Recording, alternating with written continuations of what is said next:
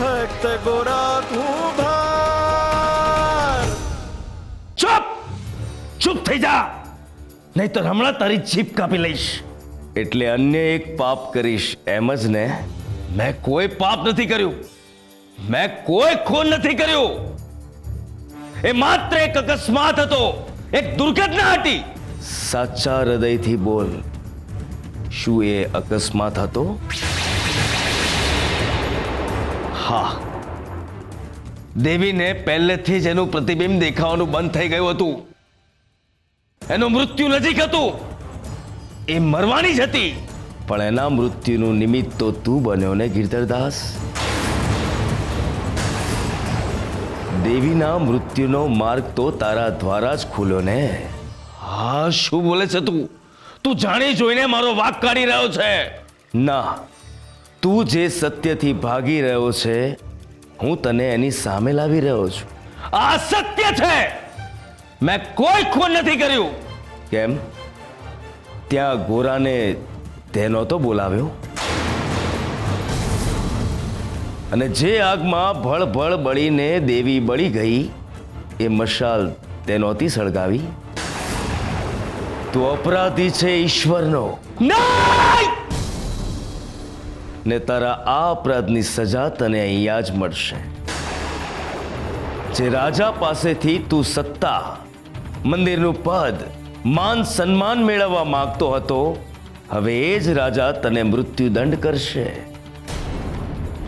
તને કોઈ નહીં બચાવી શકે ગિરધરદાસ, કોઈ નહીં.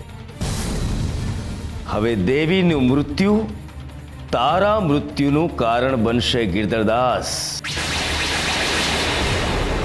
તારા મૃત્યુનું કારણ. તારો અંતિમ સમય આવી ગયો છે. આવી ગયો છે તારો અંતિમ સમય ગિરધરદાસ. નહીં, નહીં, કઈ નહીં થાય મને, કઈ નહીં થાય મને. મેં કોઈ અપરાધ નથી કર્યો, મેં કોઈ ખૂન નથી કર્યું. ચૂપ! કઈ નહીં થાય મને.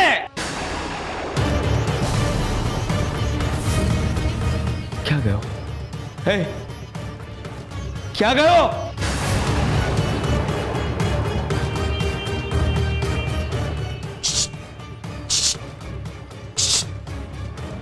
કોણ છે ત્યાં? કોણ છે?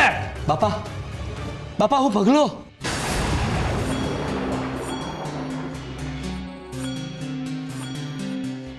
પગલા, તું અહીંયા શું કરે છે? હું જાઉં છું. ક્યાં? એ તો મને નથી ખબર, પણ આ ગામ છોડીને જાઉં છું. પણ કેમ? મારે જીવવું છે બાપા. આ દેવીનું મૃત્યુનું કારણ આપણે બંને છીએ. એ આ ગામવાળાને મહારાજને ખબર પડશે તો એ આપણને છોડશે. એ લોકો હેપતાઈ ગયા છે ના લગણ બાપા. કળ વળશે એટલે આ ગામ આપણા બંનેને ફાંસીના માચડે ચડાવશે. હું તો કહું છું પોટલા તૈયાર કરો ને હાલો અહીંથી, હાલો. નહીં પગલા, નહીં, હું ભાગીશ નહીં. મેં કશું જ ખોટું નથી કર્યું. અને ભાગે એ જેણે કંઈક ખોટું કર્યું હોય. મેં કશું જ ખોટું નથી કર્યું. મેં કોઈ પાપ નથી કર્યું. હું ભાગીશ નહીં. હું કાયર નથી. બાપા, આ વખતે ગામવાળા સાંભળશે નહીં, આપણને ધીબેડશે. બાપા, તમે માર નથી ખાધો ને એટલે. આ ગામવાળાના હાથનો માર મેં ખાધો છે, મને ખબર છે. હજી કહું છું બાપા, સમજો ને હાલો મારી હારે. નહીં પગલા, નહીં, હું ભાગીશ નહીં. નહીં! અતાણ જેવી તમારી મરજી, ભોગવો. હું તો આ હાલ્યો.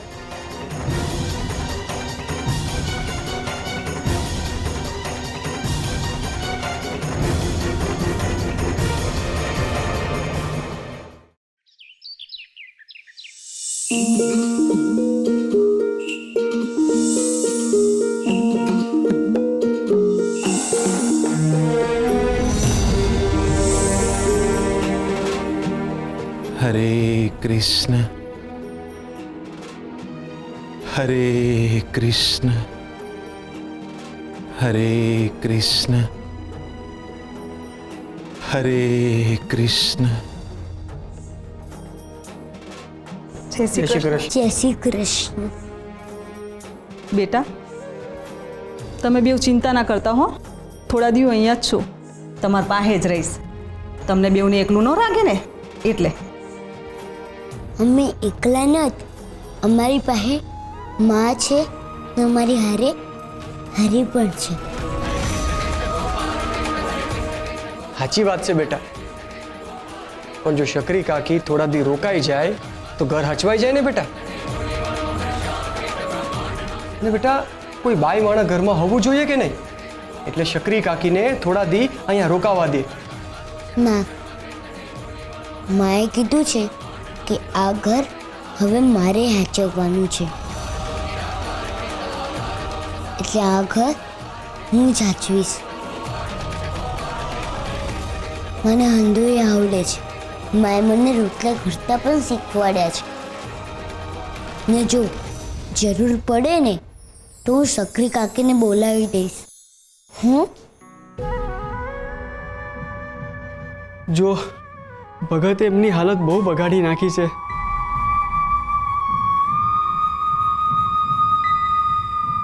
ભગતમાંથી વૈરાગી બની ગયા હોય ને એવું લાગે છે. હરે કૃષ્ણ. શકરીબેન, ગોરાજી કહેતો હોય પણ તમારે અહીંયા થોડા દી રોકાવવું જોઈએ. અટાણે આ લોકો એકલા હાથે બધું ન કરી શકે ને. હું ભગતને સમજાવું છું.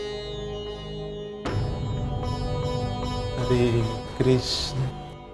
હરે કૃષ્ણ. હરે કૃષ્ણ. ભગત, દેવી,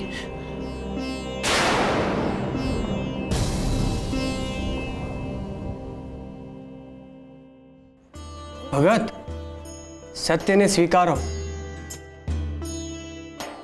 જે થઈ ગયું છે એ હંધુ ભૂલીને નવા જીવનની શરૂઆત કરો. જુઓ ભગત, દેવીબેન હવે નથ રહ્યા. તમે તમે આઘાતમાંથી બહાર નીકળો. તમારા છોકરાઓને હાચવવાના છે. અને ભગત, તમારી આવી હાલત અમારાથી ન જ જોવાતી. જુઓ ભગત, નવા જીવનની તો શરૂઆત કરવી પડે ને. ને આમને આમ કેટલા દી હાલ છે? હાલો હાલો, તમે ઊભા થાઓ અને ચાકડો હલાવો, એટલે તમારું મન ક્યાંક બીજે પરોવાય. હાલો, ઊભા થાઓ. મન મન તો ખાલી થઈ ગયું. જે મનમાં હતું એ વયું ગયું.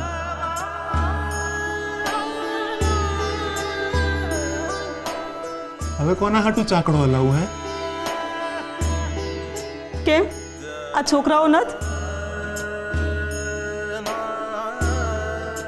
આ છોકરાઓને કોણ હાચવશે? અને તમારા વિના છોકરાઓનું શું થશે? જે હંધાયનો એ ઈમનો, ઈમનો હરી. હરી હંધુ હાચવી લેશે. ગોરા બેટા, પેટનો ખાડો પૂરશે કોણ? હરે કૃષ્ણ. હરે કૃષ્ણ.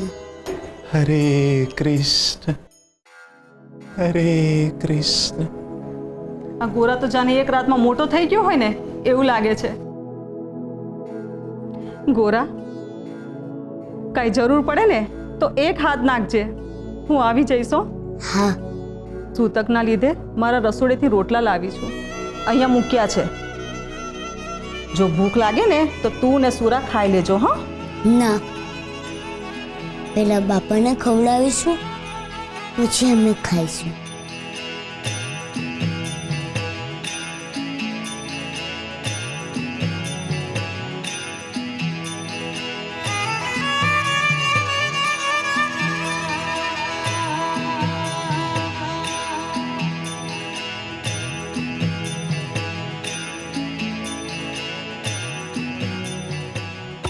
હરે કૃષ્ણ. હરે કૃષ્ણ.